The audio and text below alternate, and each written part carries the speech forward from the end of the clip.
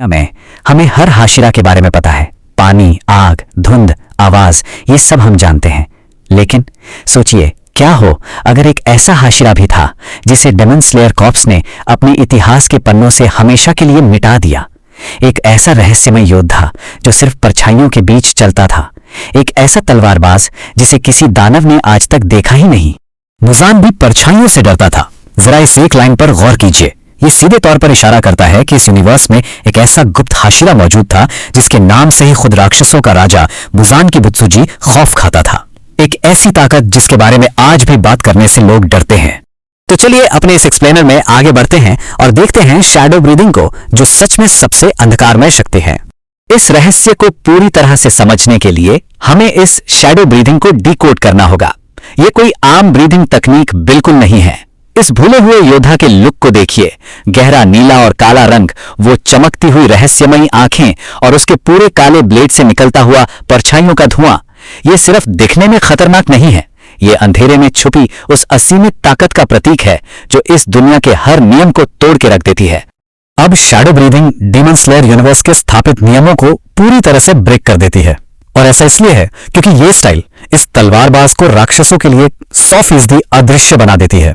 योद्धा अंधेरे में पूरी तरह से घुल मिल जाता है।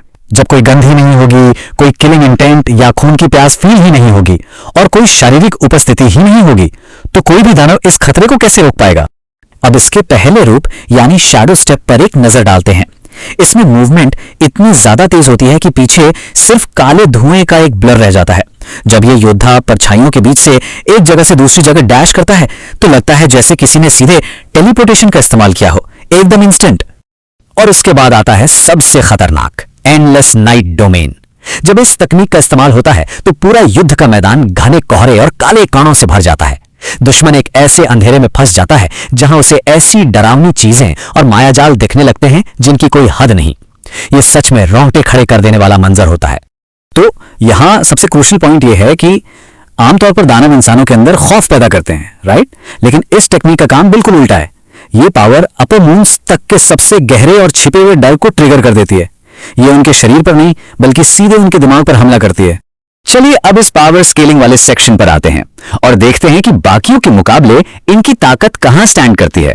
अब इस डेटा में जो सबसे दिलचस्प चीज है वो है शैडो हाशिरा का 9.8 पावर लेवल। ध्यान दीजिए, ये ग्योमेई हिमेजिमा जैसे सबसे स्ट्रॉन्ग हाशिरा से भी ऊपर है। और इनका खौफ का स्तर देखिए जो अभी भी अज्ञात है।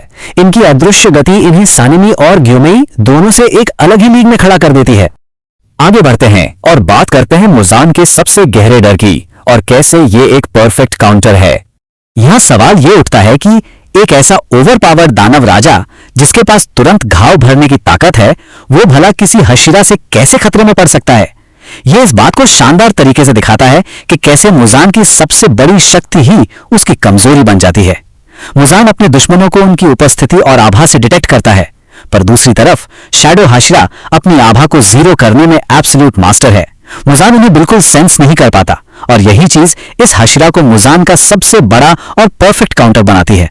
अब चलिए इस अंतिम मुकाबले की तरफ चलते हैं जब युद्ध के मैदान में बिल्कुल सन्नाटा छा जाता है।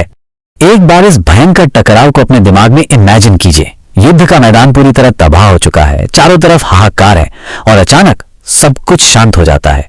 एक गहरा डरावना सन्नाटा और चारों तरफ से घना अंधेरा रेंगने लगता है। मुजान के चेहरे पर जो घमंड भरी मुस्कान हमेशा रहती है वो अचानक गायब हो जाती है। हवा में काला धुआं भर जाता है और उस पूरे अंधेरे के बीच से सिर्फ ये दो चमकती हुई आंखें सामने आती हैं। उस पल मुजान को पहली बार यह फील होता है कि उसकी अलौकिक इंद्रियां पूरी तरह से बेकार हो चुकी हैं। असंभव, मैं उसे महसूस नहीं कर पा रहा हूं। जरा सोचिए इस दानव राजा के पैनिक को। 1000 साल के इतिहास में लिटरली पहली बार कोई ऐसा सामने आया है जिसने मुजान की बुत्सुजी की रूह तक में एक असली खौफ डाल दिया है। और उसके ठीक बाद बिना किसी आहट के एक अदृश्य और ultra fast black moon attack होता है। यह वार इतना ज्यादा तेज है कि दानव राजा को रिएक्ट करने का 1 सेकंड का हिस्सा भी नहीं मिलता और वो सीधे चीर दिया जाता है। प्रकाश राक्षसों को हराता है लेकिन अंधकार उनकी आत्माओं को नष्ट कर देता है। यह बहुत ही डीप और पावरफुल लाइन शैडो हाशिरा के अंतिम एक्लिप्स फॉर्म की विनाशकारी क्षमता को डिफाइन करती है। ये सिर्फ किसी के शरीर को नष्ट नहीं करता, बल्कि एक्सट्रीम डर और खौफ के जरिए उस दानव की आत्मा तक को जलाकर रख देता है। तो अब इस एक्सप्लेनर के आखिरी हिस्से में आते हैं, द फाइनल वर्डिक्ट। असली विजेता कौन? चलिए एक प्रैक्टिकल अप्रोच से देखते हैं। यहां दो बहुत ही क्लियर कंडीशंस बनती हैं। अगर ये लड़ाई बिना सूरज की रोशनी के सिर्फ अंधेरे में होती है तो मुजान जीतेगा, क्योंकि उसके पास इन्फिनिट स्टैमिना और रिकवरी है। लेकिन अगर सूर्योदय करीब है तो वहां शैडो हाशिरा बाजी मार लेगा। उनकी परफेक्ट स्टेल्थ उन्हें वो एक परफेक्ट ओपनिंग दे देगी, जिससे वे सूरज निकलने के ठीक टाइम पर अपना फाइनल डिसाइडिंग अटैक कर सकेंगे। तो ये सब देखने और समझने के बाद ये बड़ा सवाल बनता है, क्या सच में शैडो हाशिरा मुजान को हरा सकता है? क्या ये ओवरपावर्ड शैडो वॉरियर सिर्फ कहानियों में छुपा एक मिथक है, या फिर एक ऐसी खौफनाक सच्चाई जिसे इतिहास से जानबूझकर मिटा दिया गया? आपका क्या मानना है? अपनी थ्योरी नीचे कमेंट्स में जरूर बताइएगा। इस दिलचस्प थ्योरी के साथ आज का ये एक्सप्लेनर यहीं खत्म होता है।